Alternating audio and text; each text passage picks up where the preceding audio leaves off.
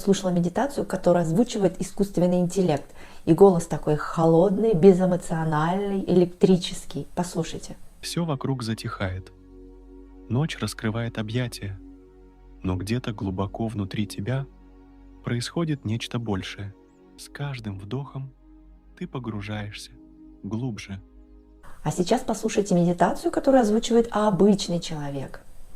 Я живу с тобой в гармонии и любви. Я живу с тобой в мире и согласии. Я буду жить долго и счастливо. Голос мягкий, добрый, несущий добро, с эмоциями. И после этого нам говорят, что ИИ заменит человека никогда. Что думаете об этом? Напишите в комментариях.